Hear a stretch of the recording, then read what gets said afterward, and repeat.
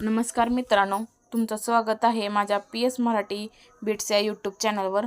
आज आपण पाहणार आहोत स्वराज्य रक्षक छत्रपती शिवाजी महाराज यांच्याविषयी एक प्रेरणादायी भाषण। आजच्या व्हिडिओमध्ये आपण अशा एका महामानवाचा प्रवास पाहणार आहोत ज्यांच्या नावाचा जयघोष आजही सह्याद्रीच्या कडाकडात घुमतोय। छत्रपती शिवाजी महाराज निश्चयाचा महामेरू, खूप जनांशी आधारू, अखंड स्थितीचा निर्धारू, श्रीमंत योगी। मित्रांनो, जगभरात अनेक राजे झाले, पण रयतेच्या काळजात घर करणारा राजा फक्त एकच होता, ज्यांनी शून्यातून विश्व निर्माण केलं आणि मुघलांच्या बलाढ्य सत्तेसमोर स्वराज्याचं तोरण बांधलं। 19 फेब्रुवारी 1630 रोजी शिवनेरीवर सनाई चौघडे वाजत होते। जिजाऊ महासाहेबांच्या पोटी एका वाघाचा जन्म झाला। शिवबांना बालपणापासूनच रामायण महाभारताच्या गोष्टी सांगून अन्यायाविरुद्ध लढण्याची प्रेरणा जिजाऊंनी दिली। दादोजी कोंडदेवांच्या मार्गदर्शनाखाली त्यांनी युद्धकला शिकली, पण त्याहीपेक्षा महत्त्वाचं म्हणजे त्यांनी माणसं वाचायला आणि जोडायला शिकले। वयाच्या अवघ्या 15व्या वर्षी जेव्हा मुलं खेळण्यात दंग असतात, तेव्हा रायरेश्वराच्या मंदिरात शिवबांनी आपल्या मावळ्यांसोबत रक्ताचा अभिषेक करून हिंदवी स्वराज्याची शपथ घेतली। पहिला किल्ला तोरणा जिंकला आणि स्वराज्याचं तोरण बांधलं।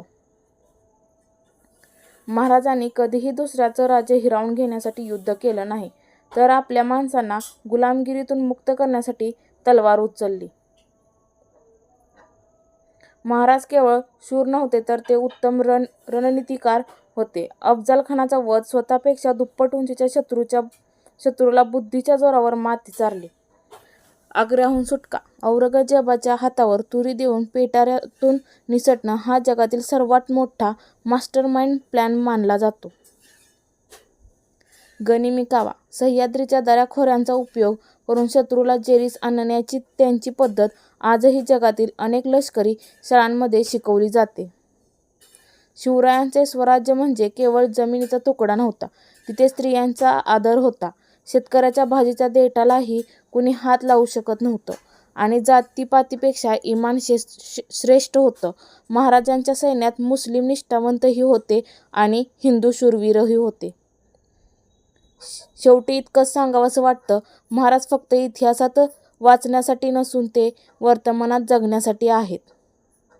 त्यांचं चरित्र आपल्याला सांगतं की परिस्थिती कितीही कठीण असली तरी जर जिद्द असेल तर आपण आपलं नशीब स्वतः लिहू शकतो। जोपर्यंत चंद्र सूर्य तळपतील तोपर्यंत शिवरायांचे नाव या मातीत अजरामर राहील। जय भवानी, जय शिवाजी।